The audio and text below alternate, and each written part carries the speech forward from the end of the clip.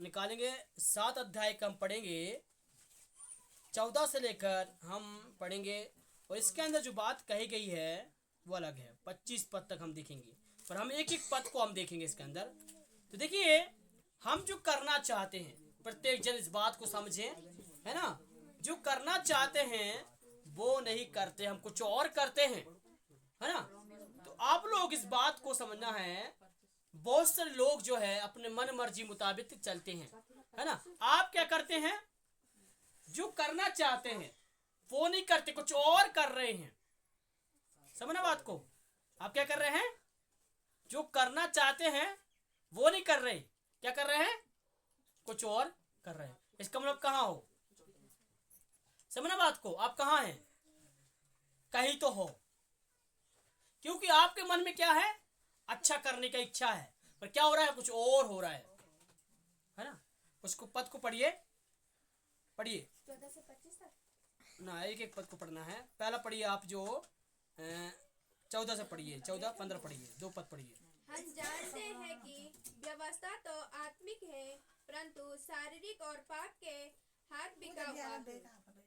जो मैं करता हूँ उसको नहीं जानता, क्योंकि जो मैं चाहता हूँ वह नहीं किया करता, परंतु जिससे मुझे घृणा आती है वही करता हूँ।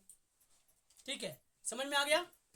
मतलब यहाँ पर जो कहा गया है, व्यवस्था क्या कहती है? व्यवस्था कहना है कि मैं शरीर के हाथ बिका हुआ हूँ। मतलब कौन कह रहा है? शरीर के हाथ बिका हुआ। आत्मिक जो बात है यहाँ लिखा है, व्यवस्था तो आत्मिक है ना, परंतु मैं शारीरिक हूँ। तो मेरा शरीर बिका हुआ, पाप के हाथ बिका हुआ है मेरा शरीर। व्यवस्था नहीं बिकी, व्यवस्था आत्मिक है। व्यवस्था तो परमेश्वर का वचन है, आत्मिक है। मगर यहाँ पर जो बात कही गई है वो क्या है? एक सही रीति से जो बात कही गई वो ये है कि हमारा शरीर बिका हुआ है, इसलिए आप जो करना चाहते नहीं करते हैं, और जिसे आप घृणा आती वही आप काम करते हैं, है ना। पाप से घृणा है तो आप क्या करेंगे? डेली पाप की एक खुराक खाते हैं। समझ रहे? पाप से आप घृणा करते ना। कितने कितने लोग पाप से घृणा करते हैं, है ना, फिर भी पाप आपके जीवन में आ रहा है। आप घृणा कर रहे हैं और पाप आपके जीवन में एंट्री मार रहा है। आप सोच रहे हैं कि पाप तो मैं छूंगा नहीं, है ना, टच भी नहीं करूंगा, दूसरे दिन फिर आपके जीवन में आ जाता है। आपने क्या इच्छा किया है? मैं प्रभु के मार्ग में चलूंगा, मैं परमेश्वर की सुनूंगा, वचन के अनुसार आत्मिक बनने की कोशिश कर रहे हैं ना। फिर बाद में कहाँ आ गए आप? शरीर की बातों में आ गए, है ना। आपने सोचा कि मैं आत्मिक बनूंगा, अच्छा व्यक्ति बनूंगा, पर क्या हो रहा है? लास्ट में वही शरीर में आ गए आप, है ना। इसका मतलब आप अपने अंगों को नहीं मारा है। जो पाप के अंग आपके जीवन में कार्य कर रहे हैं उनको आपने खत्म नहीं किया है। आपने उन अंगों को खत्म नहीं किया। कर देंगे तो आप छुटकारा पाएंगे, है ना। तो आप उन अंगों को मारो ना जो आपको रोक रहे, परमेश्वर में बढ़ने से रोक रहे हैं। उन बातों को त्यागना है। कई बार क्या होता है, मसीह लाइफ में कुछ ऐसी बातें आ जाती हैं, पाप की जीवन वाली बातें आ जाती हैं जो हमें छोड़ना चाहिए। बहुत सारे लोग हैं छोड़ना नहीं चाहते हैं, पाप को स्वीकार करके चल रहे हैं। इसलिए पाप के पीछे नहीं जाना है, बल्कि परमेश्वर के पीछे जाना है। आत्मिक व्यक्ति बनना है तो आपको शरीर की बातों को त्यागना होगा। शरीर की बातें क्या हैं? बहुत सारी ऐसी बातें, आपको लिस्ट पता ही है क्या क्या है, पता नहीं तो उतनी है ना। शरीर की कई बातें हैं, समझना। तो क्या होता है, शरीर के अंदर बहुत सारी अभिलाषाएं हैं, और वो क्या करती हैं? जब आप क्लिक करते जब वो बाहर आ जाती हैं। कभी कभी तो ऐसा होता है कि आप बिना पूछे भी आ जाती हैं। आप नहीं चाहते कि हम उसको करें, है ना, और आप क्या कर रहे हैं? उसको आप कर रहे हैं। आप नहीं चाहते कि मैं नहीं करना चाहता, हम कई बार सोचेंगे मैं इसको नहीं करूंगा, फिर भी क्या होगा? 1 घंटे के बाद वही फिर करेंगे। तो पौलुस यहां क्यों कह रही है कि मैं जो चाहता हूं मैं कर तो रहा हूं, मगर मैं नहीं मुझे नहीं पता चल रहा कि ये क्या कर रहा हूं मैं, क्योंकि मैं बिक गया हूं। मैं क्या होगा? बिक गया हूं। किसके हाथ में बिक गया हूं? पाप के। शरीर मेरे बिक गया, है ना। ये गुलाम चला गया शरीर, और शैतान ने कब्जा कर लिया। और शैतान ऐसे कब्जा किया है कि आपको कुछ समझ में आता ही नहीं है। आपकी जिंदगी क्या हो रही है आपको नहीं मालूम, है ना, क्योंकि आपका बॉडी बिक चुकी है, पाप के अधीन चली गई है। समझ, ये गुलाम बन चुकी है। और जब गुलाम बन जाएगी तो शैतान जो चाहेगा वही करवाएगा। पता है शैतान क्या करवा रहा है? आपसे गुलामी करवा रहा है, आप जुतरे, आपसे हल जुतवा रहे हैं, आप जुतरे। समझना, आज शैतान जैसे चाहता है वैसे हम नाचते हैं। पर देखिए यीशु मसीह आपको स्वतंत्र करने के लिए आया है, यीशु मसीह आपको आजाद करने के लिए आया है। जो आप करना चाहते हैं वही करेंगे, मगर जब आप परमेश्वर के अधीन होंगे तभी होगा ये काम। कई लोग हैं अच्छा करना चाहते हैं, भला करना चाहते हैं, उनके जीवन से बुराई होती है ना। आप भला करना चाहते हैं, आप अच्छा बोलते हैं, आप अपने परिवार के लिए अच्छा बोलते हैं, मगर क्या होता है अंत में? बुरा हो जाता है आपके साथ में। आप तो चाहते हैं कि मैं अपने परिवार को सुधारूं, पर क्या हो रहा है? सुधार नहीं रहा है। सुधारने की आप बहुत प्रयास कर रहे हैं, अच्छा बनाने की बहुत प्रयास कर रहे हैं, पर क्या हो रहा है? वो कर ही नहीं पा रहे आप। इसका मतलब है कहीं ना कहीं मिस्टेक है, वो मिस्टेक को ठीक करना है। यहाँ यही इसलिए लिखा है, मैं देखिए लिखा है, मैं करता हूं उसी को नहीं जानता, है ना। जो मैं करता हूं, है ना, नहीं जानता मैं क्या कर रहा हूं, है ना। और मैं चाहता हूं वही नहीं क्या कर, जो मैं चाहता हूं वही नहीं कर पाता हूं, पर कुछ और हो रहा है मेरे जीवन से, है ना। मैं चाहता हूं अच्छा हो जाए मेरे जीवन से, पर क्या हो रहा है? बुराई हो रहा है, अच्छा हो ही नहीं रहा है। इसलिए क्या कह रहा है? मैं बिक चुका हूं, कोई मुझे गुलाम बना के रखा है, वो है शैतान। शैतान ने आपको जीवन को गुलाम बना कर रखा है, इसलिए आप उसके हाथ में हैं। आप आत्मिक बनने की कोशिश कर रहे हैं, मगर नहीं बन पा रहे हैं। इसका मतलब है कि आप बिके हुए हैं, तो आपको वहां से छूट के यीशु मसीह के अधीन आना है। अब इसको और बात आती है, यीशु मसीह ने आपको ले बालकपन का अधिकार दिया है, आपको खरीद लिया है। अभी पहले शैतान के थे, अब यीशु मसीह के हैं आप। अब यीशु मसीह ने क्या किया? आपको खरीद लिया। शैतान ने आपको खरीदा था, अब यीशु मसीह ने आपको खरीद लिया। कैसे? अपना खून को देकर। समझ रहे? खून में क्या है? जीवन है। वो जीवन लिया दे के यीशु मसीह ने अपना खून देकर आपको मौत से छुड़ा लिया, पाप से छुड़ा लिया, मृत्यु से छुड़ाया, हर बात से छुड़ाया, ताकि आप परमेश्वर के रास्ते में चल सकें। जो आप करना चाहते वही कर पाए, पाप नहीं, भलाई, आशीष की बातें। मगर कई बार ऐसी बातें आ जाती है जीवन में कि आप प्रभु के मार्ग में चल नहीं पाते हैं। तो आज इस बात को समझना बहुत जरूरी है। बहुत सारे लोग चाहते हैं कि मैं भला करूं, मैं परिवार में अच्छा जीवन बिताऊं, मगर क्या हो रहा है? कुछ और करने के लिए जा रहे हैं आप। आपको मालूम नहीं है क्या कर रहे हैं, आपका जिंदगी, आपका लाइफ क्या है, आपको नहीं मालूम। तो आज एक निर्णय लेना है, मैं चाहता हूं वही होगा, मेरा परमेश्वर मेरी सहायता करेगा। पाप के लिए मत बिको। आप पाप के लिए जाएंगे तो शैतान आपको स्वर्ग लेके नहीं जाएगा, नरक में लेके जाएगा। यीशु मसीह स्वर्ग लेके जाएगा। तो अभी जो है बिकने वाले काम नहीं करना है। इसलिए कह रहा है, मैं घृणा करता हूं उन बातों से जो मैं नहीं करना चाहता, वही कर रहा हूं, मैं उसे घृणा करता हूं, फिर भी मेरे जीवन में वो आ रही हैं, मैं उनसे घृणा कर रहा हूं। आप घृणा करते हैं, कई ऐसी बातें आपके जीवन में, लाइफ में आप घृणा करते हैं, घृणा आती है आपको। जो आप नहीं करना चाहते हैं वही आप कर रहे, तो आपको घृणा आएगी। अपने कभी कभी अपने आप से घृणा आ जाएगी, मैं ये नहीं करना चाहता, मेरी लाइफ में ऐसे क्यों आ रहा है ये सब बातें, मैं ये अपनाना नहीं चाहता, फिर भी मेरी लाइफ में ये आ रही है ना। इसका मतलब प्रॉब्लम है। इस प्रॉब्लम को दूर करना है तो यीशु मसीह के पास आके प्रार्थना करनी होगी। प्रार्थना करेंगे तो आपका प्रॉब्लम दूर हो जाएगा। जब तक आप प्रार्थना नहीं करेंगे, परमेश्वर के सामने अपने आप को नहीं देंगे, तो आपके जीवन में, लाइफ में कभी सक्सेसफुल नहीं हो पाएंगे। क्यों? आप जो करना चाह रहे हैं वो नहीं हो रहा है, कुछ और हो रहा है, तो इसका मतलब प्रॉब्लम है। समझना। और इसी प्रकार जब हम पढ़ते हैं गलाती पत्री 5 का 16 और 17 में पढ़ते हुए लिखा है, वहां इस पर लिखा है, मैं जो चाहता हूं वो नहीं होता, कुछ और हो रहा है। इसका शरीर जो है और आत्मा के विरुद्ध में है ना। गलाती पत्री 5 अध्याय का 16 और 17 में क्या लिखा? पढ़िए। पर मैं कहता हूँ, हाँ? आत्मा के अनुसार चलो, हाँ? तो तुम शरीर की लालसा किसी रीति से पूरी ना करोगे। 17 भी। क्योंकि शरीर आत्मा के विरुद्ध में और आत्मा शरीर के विरुद्ध में लालसा करता है, और ये एक दूसरे के विरोधी है, इसीलिए कि जो तुम करना चाहते हो वह ना करने पाओ।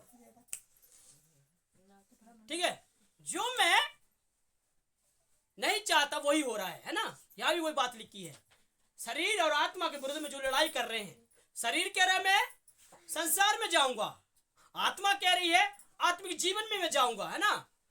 तो जो मैं करना चाहता हूं मैं नहीं कर पा रहा हूं। मैं अच्छा करना चाहता हूं, भला करना चाहता हूं, मगर वो नहीं कर पा रहा हूं। इसका मतलब प्रॉब्लम है। इसका मतलब किसके अधीन है? शरीर के अधीन है, आत्मा के अधीन नहीं है। और आत्मा के अधीन होते तो आप जो है कर पाते। आत्मा परमेश्वर ने दिया है और वो आत्मा परमेश्वर की सुनता है, शरीर की नहीं, पर शरीर संसार की सुनता है। और शरीर की अभिलाषाएं और जीव तक घमंड परमेश्वर की ओर से नहीं है। शरीर की अभिलाषाएं, आंखों की अभिलाषा, जीव तक घमंड शैतान की ओर से है और आपके लाइफ में कभी नहीं आना चाहिए। जवानी की अभिलाषाएं, जवानी की अभिलाषा इतनी खतरनाक है, इंसान को डुबा मारती है, इसलिए बच के रहना चाहिए। इसके जीवन में घमंड आ जाता है, वो कभी आगे बढ़ नहीं पाएगा, है ना। तो जो करना चाहते हैं नहीं कर पा रहे लाइफ में, आप जो चाहते हैं वो नहीं हो रहा, तो इसका मतलब प्रॉब्लम है। या तो आपका प्रार्थना सही से नहीं कर रहे, आपका लाइफ सही नहीं चल रहा है, प्रार्थना जीवन सही नहीं चल रहा है ना, या तो कुछ और प्रॉब्लम है। प्रॉब्लम तो है, तब परमेश्वर की आप कहां सुनेंगे? जब प्रॉब्लम है तो, जब प्रभु की सुनेंगे तभी तो परमेश्वर उत्तर देगा। तो इसलिए आपको क्या करना चाहिए? प्रभु की सुन के चलना चाहिए, परमेश्वर के वचन के अनुसार चलना चाहिए। अपना जो फ्यूज उड़ रखा है उसको ठीक करना है, परमेश्वर के मार्ग में चलना है। तो आपका फ्यूज जो उड़ रखा है जोड़ना है, यीशु मसीह से जुड़ना है, यीशु मसीह से प्रार्थना करना है बराबर। जब प्रार्थना करेंगे तो प्रभु आपके जरूर सुनता है। परमेश्वर हमारा जीवित परमेश्वर है, वो हमारी प्रार्थनाओं को सुनने वाला परमेश्वर है। तो हर एक जन को इस बात को समझना है ना। तो देखिए यहां जो बात कही है वो यही बात है ना। तो जो मैं घृणा करता हूं, है ना, वही मैं कर रहा हूं। इसका मतलब पाप से आप घृणा कर रहे हैं और पाप फिर कर भी रहे हैं, है ना। पाप से आप घृणा कर रहे हैं, गलतियां कर रहे हैं, फिर भी आप वही कर रहे हैं जो नहीं करना चाहिए था। तो यीशु मसीह आपकी कैसे सुनेगा? परमेश्वर की आत्मा कहता है पाप मत करो, आप कह रहे नहीं, सुबह जाकर मैं फिर करूंगा। आप करते रहो, फिर यीशु मसीह भी कहेगा करते रहो, फिर मैं तुम्हारी क्यों सुनूंगा? जब मेरी सुनने के लिए तैयार नहीं हो तो मैं भी आपकी क्यों सुनूं? समझ बात को। पर यीशु मसीह भी आपकी नहीं सुनेगा, फिर क्या होगा बताओ? इसलिए परमेश्वर उत्तर नहीं देते, कई लोगों को उत्तर नहीं मिलता, पता है, क्योंकि परमेश्वर की सुनते नहीं है, वचन सुनते नहीं है, समझते नहीं, गंभीरता में नहीं लेते। तो लेना बहुत जरूरी है। परमेश्वर का वचन जीवित है, प्रबल है और दो-धारी तलवार है, समझना। मांस मांस को, गूदे गूदे को अलग करने वाला वचन है ये। इसलिए वचन को समझना है। हथौड़ा है, पत्थर जैसे हृदय को तोड़ देता है, समझना। तलवार है आत्मा की, जो हर एक हृदय को चीर देता है, आर के पार कर देता है। आत्मा की तलवार की बात समझना है। ये वचन है, आपको बल देता है, सामर्थ देता है, प्रभु बढ़ने की शक्ति देता है। इसकी ओर आप मुड़े, ठीक है, आगे बढ़ेंगे हम। जिससे हम घृणा करते हैं वही करते हैं। तो आपको बहुत सारी बातों से घृणा आती है ना। अब बहुत आप रीतियों में घृणा करते हैं, कई बातों में आप घृणा करते हैं, फिर भी आप उसी में ही ढले हुए हैं। छोड़ दे, जिससे घृणा आती है उसको दोबारा ना करें, नहीं तो प्रॉब्लम में हो, ठीक है। अब 16 रोमे में आ जाएंगे, ठीक है। 16 में पढ़िए। यदि जो मैं नहीं चाहता वही करता हूँ तो मैं मान लेता हूँ कि व्यवस्था भली है। ठीक है, समझ गए ना। मतलब मैं मान लेता हूँ व्यवस्था भली है, इसका मतलब जो मैं करना चाहता हूँ नहीं कर पा रहा हूँ, यहाँ लिखा है ना। यदि मैं नहीं चाहता वही करता, उसका मतलब है व्यवस्था भली है। व्यवस्था तो परमेश्वर का वचन भला है, क्योंकि वो सही बात कह रहा है। क्योंकि परमेश्वर कह रहा है कि इस प्रकार करो, आप कह रहे मैं इस प्रकार करूंगा, इसका मतलब व्यवस्था सही है। यीशु मसीह का वचन सही है, गलत नहीं है। इसका मतलब आप गलत हैं, आप यीशु मसीह के वचन को गलत ठहराने वाले हैं और आप तोड़फोड़ करने वाले हैं, फिर इसका मतलब, है ना। तो इसलिए क्या कह रहा है, यदि जो मैं नहीं चाहता वही करता हूं तो मान लेता हूं कि व्यवस्था भली है, अच्छी है, व्यवस्था सही है। इसलिए वो सही बात कह रही है, मगर आप सही नहीं है, आपका जीवन सही नहीं है, आपका चरित्र सही नहीं है। तो आपको क्या करना चाहिए? वचन पढ़ के सही होना है। आप शीशा देख के क्या करते हैं? अपने चेहरे को सही करते हैं, है ना। यहाँ शीशा लगा हुआ है, सुबह शाम क्यों देखते हैं? चलते फिरते जाते सब शीशा देखेंगे, आपका चेहरा ठीक ठाक है कि नहीं है? ऐसे दिन नहीं जाता जिस दिन आप शीशा नहीं देखते होंगे, है ना। हर एक दिन शीशा देखते हैं। बताओ कौन कौन शीशा नहीं देखता? हाँ, सब लोग देखते हैं शीशा, है ना। शीशा क्यों देखते हैं? शीशा क्यों देखते हैं? शीशा डिजाइन नहीं है। हाँ हाँ हाँ, है ना। तो समझना है, आप लोग क्या करते हैं? आईने को देखते हैं। आईने क्यों देख रहे हैं? हाँ, फेस तो देखना ही देखना है। तो आपने जरा इस फेस को देखा कभी? हैं? इस फेस को देख तो आपका कमियों बताता है, वो आपका चेहरा बता रहा है। और यीशु मसीह का वचन क्या बता रहा है? आपके जीवन के बारे में बता रहा है, आपके कमियों के बारे में बता रहा है, आप खूबियों के बारे में बता रहा है, सारी बातें ये बता रहा है। तो आपने इसकी ओर ध्यान दिया क्या? नहीं दिया। ध्यान दो, हो सकता है आप सही हो जाएंगे, करेक्ट हो जाएंगे। जब करना चाहते हो सक्सेसफुल हो जाएगा। प्रार्थना करो, जीवन को बदलो, तभी तो सही होगा। जब इसकी ओर आंख उठाएंगे तो आपकी कमी दिखेगी, समझना। वचन उठाएंगे तो आपकी क्या दिखेगी? कमी। उस कमी को दूर करें। और आपने कमी को दूर नहीं किया तो प्रॉब्लम है। इसका मतलब आप इसकी ओर नहीं देख रहे, अपना चेहरा नहीं देख रहे। चेहरा वहां देखते हैं, है ना, आईने में। और आप इससे बाइबल को उठाइए, इस आईने को पढ़े।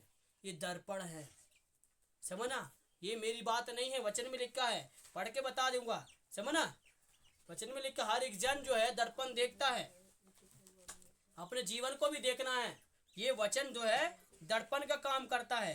हर एक जन को इस बात को समझना है, वचन दर्पण है, समझना है। ये वचन जो है जब जीवन में कार्य करता है तो हर एक जन का चेहरा दिखता है ना।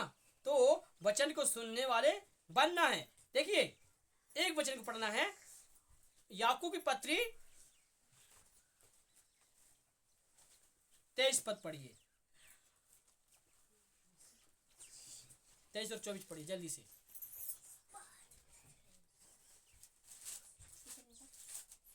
याकूब पत्री 1 अध्याय का 23 और 24 पद।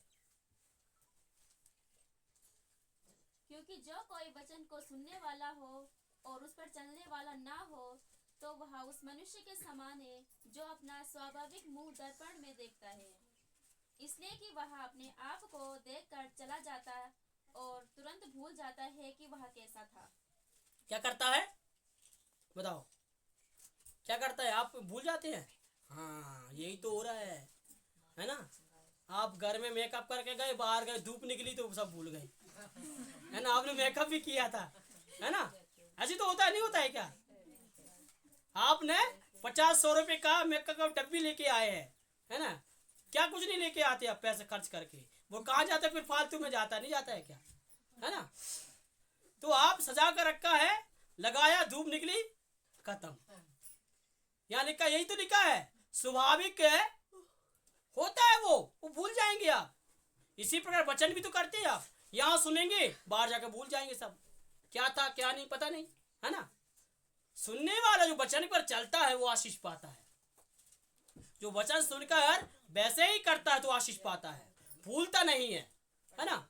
जो वचन के अनुसार करता है उसके जीवन में परमेश्वर आशीष देगा। मगर क्या होता है, दर्पण को देखा और क्या किया? भूल गए। मैंने दर्पण भी देखा था, मेरा चेहरा अच्छा भी बनाया था, मैंने खूबसूरत बनाया हुआ था, मगर क्या हुआ है? परिस्थिति ने बिगाड़ दिया। क्या किया है?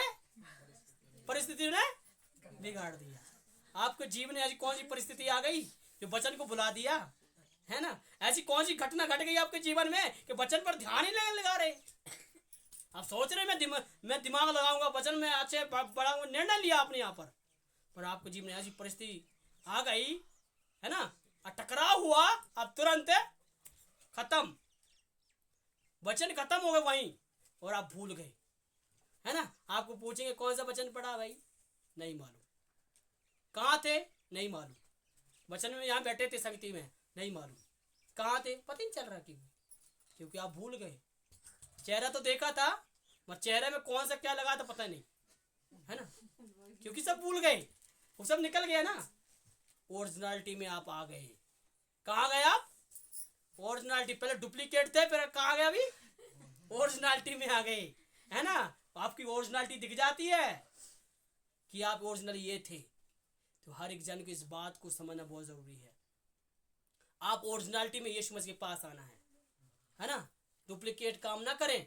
डुप्लीकेट काम करेंगे तो यीशु मसीह आपके जीवन में कोई कार्य करने वाला नहीं है।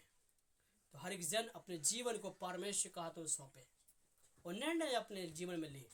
वचन इसके अंदर बहुत सारे बोलने के लिए है, मेरे पास टाइम नहीं है, पर देखिए आप इतना वचन को समझें, है ना। जो आप करना चाहते हैं नहीं कर पा रहे, जिससे आप गणना करते हैं वही आपके सामने आ रहा है, तो इसका मतलब आपके अंदर प्रॉब्लम है, समस्या है, बहुत सारी प्रॉब्लम है आपके अंदर। तो वो प्रॉब्लम को दूर करें। शैतान आपके अंदर चुप के काम कर रहा है और आप बिके हुए हैं। यीशु मसीह ने आपको खरीदा है, अपना खून देकर, अपना लहू देकर आपको खरीद लिया है। आप यीशु मसीह के हैं, विश्वास करते हैं तो यीशु मसीह आपके जीवन में आज कार्य करते हैं। आंखों को बंद करेंगे, प्रार्थना में जाएंगे। Hallelujah, hallelujah, hallelujah. धन्यवाद परमेश्वर पिता, महिमा आपको मिले प्रभु। Hallelujah Jesus. ओ रब शंदना रबल बल बल थुरब शिकदा रिदल बल बल बल बल। हालेलुया। पौलुस कहता है मैं जो करना चाहता हूँ नहीं कर पाता हूँ, मैं बिक चुका हूँ, शैतान ने खरीद रखा है।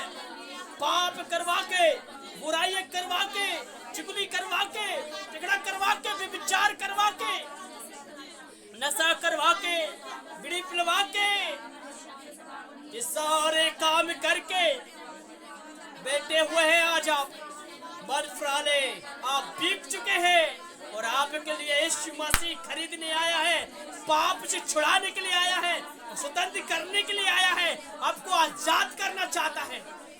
आज अपने जीवन को, लाइफ को बदलना चाहते हैं। यीशु मसीह ने आपके जीवन के लहू बहाया है, आपके परिवार के लिए लहू बहाया है, आपको उस मृत्यु के डंक से छुड़ा लिया है, पाप से छुड़ा लिया है। जो आप करना चाहते हैं वही कर पाएंगे और कुछ नहीं। Hallelujah, hallelujah. पवित्र आत्मा आपके जीवन में असीम अद्भुत कामों को दिखाएगा। O great lord Jesus, hallelujah, hallelujah. ओ रब शंदना रिदल बल बल बल शिकर बब बब बब। हालेलुया। ना करने वाली आत्मा इसी वक्त निकल जाए, ना कहने वाली आत्मा इसी वक्त निकल जाए। हालेलुया। जो करने नहीं देती, आत्मिक में आने पाए परमेश्वर पिता, तेरी बात को सुनने वाले बना प्रभु परमेश्वर, तेरे मार्ग में चलाने वाला बना प्रभु परमेश्वर। ओ राम शांदरा रिका बाबा बाबा बाबा उंदर अब शेंदर रिबी देरी बेरी अरे गडा रिका मथुरा बशादरा बाबा बाबा। प्रभु जी आप कृपा करे, दया कर परमेश्वर पिता, तेरे अभिषेक को उड़े ले प्रभु जी। Hallelujah, hallelujah, hallelujah. जी का मशादरा मथुरा मशादरे। प्रभु जी आप कृपा करें, दया कर प्रभु परमेश्वर, स्पर्श करें प्रभु। छुटकारा दीजिए, हर एक पाप से छुटकारा दे जो ये चुप चुप के कर रहे प्रभु परमेश्वर। और सारी गंदगी से बाहर निकाल, गंदगी निकले यीशु मसीह के नाम में, आजाद करे। अरे गंदगी, घृणा करने वाली बातें निकल इनके जीवन से। हालेलुया, रामा शांदर रिबी रिबी रिबी। प्रभु जी आप कृपा कर, दया कर प्रभु परमेश्वर, तेरे हाथों में सौंपता हूँ प्रभु जी। अनुकारी परमेश्वर, दयालु परमेश्वर, आपकी दया मांगते, अनुग्रह मांगते प्रभु परमेश्वर। Hallelujah, hallelujah, hallelujah. आज की प्रार्थना को तेरे हाथ सौंपते प्रभु परमेश्वर, ब्लेस कर प्रभु परमेश्वर, आपकी महिमा से भर दे प्रभु परमेश्वर। जो लोग सुन रहे हैं सभी के जीवन में कार्य कर परमेश्वर, स्पर्श करे और छुटकारा दे प्रभु परमेश्वर। Hallelujah, hallelujah. प्रेमी अनुकारी परमेश्वर, आपकी दया मांगते, अनुग्रह मांगते। धन्यवाद यीशु, धन्यवाद यीशु, धन्यवाद यीशु, धन्यवाद यीशु। Hallelujah, hallelujah, hallelujah. आप स्वतंत्र कर रहे, चंगा कर रहे, धन्यवाद। महिमा आपको मिले प्रभु परमेश्वर, सारा आदर महिमा आपको देते, धन्यवाद देते प्रभु परमेश्वर। धन्यवाद, धन्यवाद, धन्यवाद प्रभु परमेश्वर। इस प्रार्थना मांगते परमेश्वर के नाम से, आमीन, आमीन।